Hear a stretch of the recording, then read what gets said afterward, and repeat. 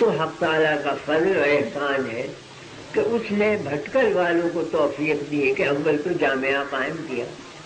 وہ ایک سرچشمہ ہے علم کا، 14-15 سال سے جاری ہے، جو جو بڑھے گا انشاءاللہ پھیلتا رہے گا. بعض لوگ یہ کہہ دیا کرتے ہیں بیچارے سادہ لوحی سے کہ صاحب یہ مدارس وغیرہ اول تو بیکار ہیں اور دوسرے چند روزہ ہیں مٹ جائیں گے، لہذا دوسری تعلیم کی طرف توجہ کرو، اسے پھیلاؤ، اسے بڑھاؤ. یہ ایک سادہ لوحی کی بات، اس واسطے کہ جس چیز کی بقا کا وعدہ دیا ہے اللہ نے وہ دین ہے.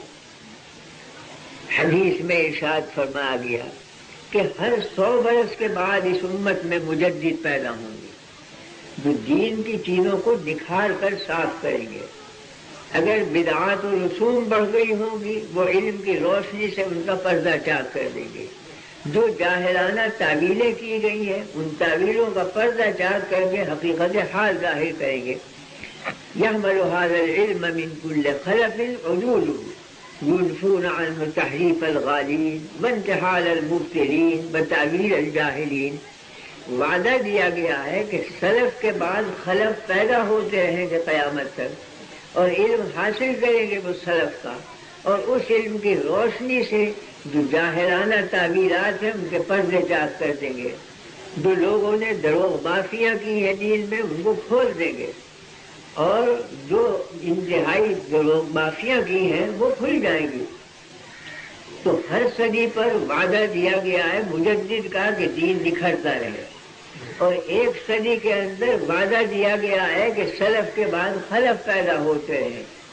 تو بقا کا وعدہ تو در حقیقت علم اور دین کا ہے، اور علم دینی کو یہ مدارس قائم کر رہے ہیں. تو مدارس کا وعدہ ہے کہ وہ قائم رہیں گے قیامت تک، مٹنے والے نہیں. 1300 برس میں ہزاروں سعییں ہوئی کہ ان مدارس کو ختم کر دیا جائے. بہت سے ملحد کھڑے ہو گئے، بہت سے منافق کھڑے ہوئے، لیکن آج ان کا پتہ نہیں ہے. مدارس اسی طرح سے موجود، علم دین کا سلسلہ اسی طرح سے جاری. تو جس چیز کی بقا کا وعدہ دیا گیا ہے لوگ کہتے ہیں اس کا باقی رہنا ضروری نہیں، اور جس کے باقی رکھنے کا کوئی وعدہ نہیں اسے کہتے ہیں کہ باقی رہے گا.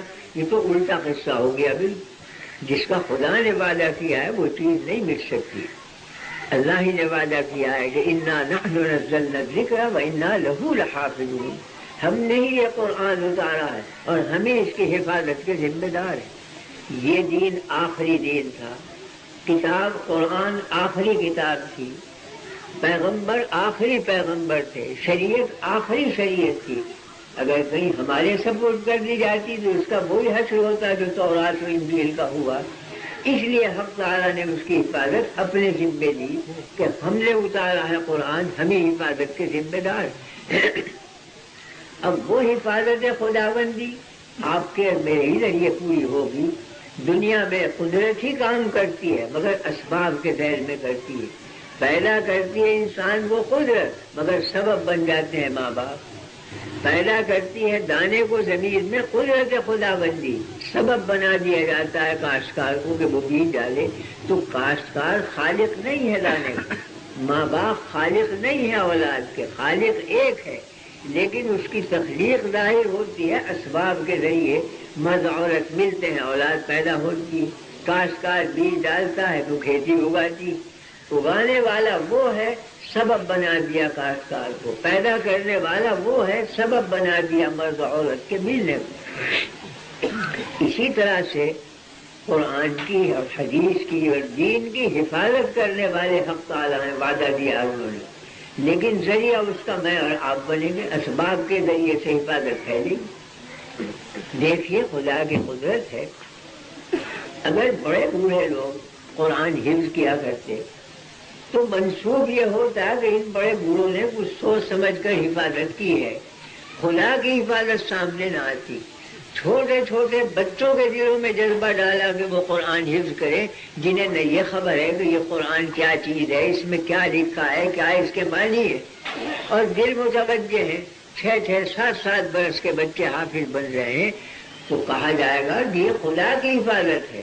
ان بچوں کی طرف منسوب نہیں ہوگی حفاظت، وہ سمجھتے ہی نہیں کہ قرآن کیا ہے. تو اللہ کی قدرت ہے کہ بڑے بوڑھوں کو مکتب میں نہیں بٹھلایا، بچوں کو لا کے بٹھایا تاکہ اس کی حفاظت نمایاں ہو کہ وہ حفاظت کرنے والا، بچوں کو کوئی خبر نہیں۔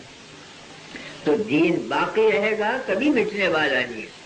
اگر 1000 فرقے بھی پیدا ہوں، 1000 منافق بھی پیدا ہوں، تو وعدہ ہے حدیث کا کہ لا تجتمع امتی علی الضلالہ، میری امت ساری کی ساری مل کر کبھی گمراہ نہیں ہوگی۔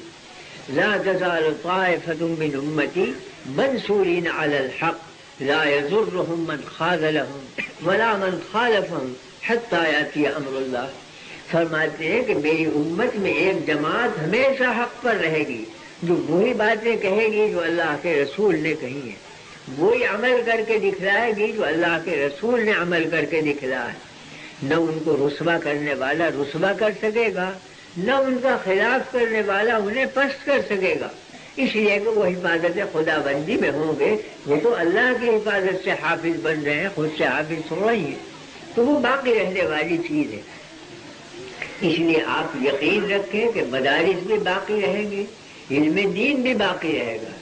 ہاں خدا نہ خواستہ ہماری بدعملی سے یہاں نہ رہے تو یہ ضروری نہیں کہ دنیا سے مٹ جائے، وہ ہماری بدقسمتی ہوگی کہ ہم اپنی بدعملی سے کھو دیں کسی نعمت، لیکن نعمت ظاہر نہیں ہوگی، آپ نہیں کریں گے، دوسرے کھڑے ہو کے کریں گے۔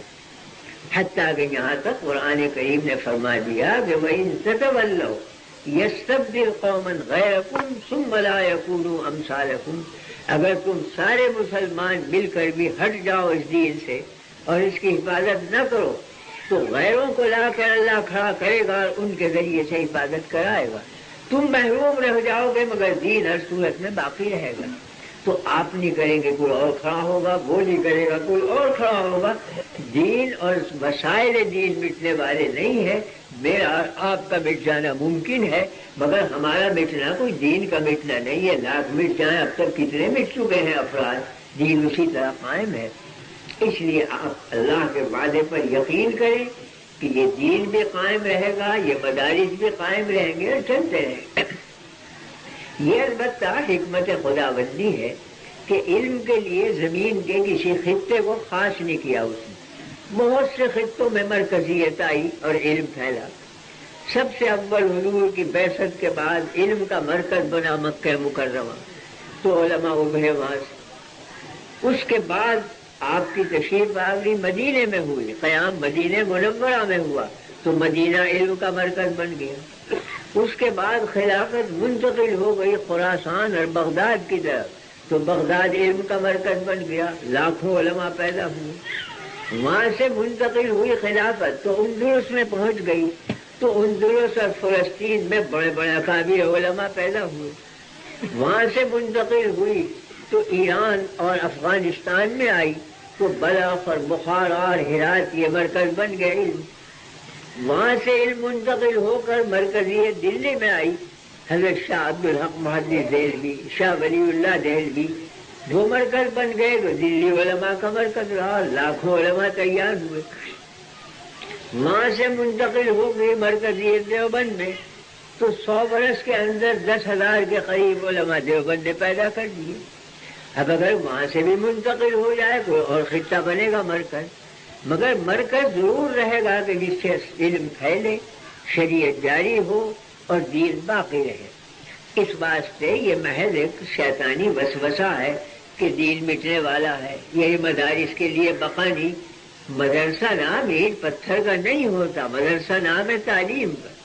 اگر بالفرض کوئی مدرسے سے علماء کو نکال باہر کرے اور تالا ڈال دے، وہ اپنے گھر میں بیٹھ جائیں گے وہی مدرسہ بن جائے گا، جس درخت کے نیچے بیٹھ کے تعلیم دیں گے وہی مدرسہ بن جائے گا۔ تو مدرسہ نام ہے تعلیم کا، اینٹ پتھر کا نام نہیں ہے، وہ ہمیشہ جاری رہے گی۔ تو دین مٹنے والا نہیں، علم دین بھی مٹنے والا نہیں، یہ تو آگے تک جائے گا۔ دنیا ہے مٹنے والی، چند دن میں ختم ہو جائے گی، آگے اس کا کوئی وجود نہیں، لیکن دین قیامت تک موجود اور قیامت کے بعد بھی موجود ہے۔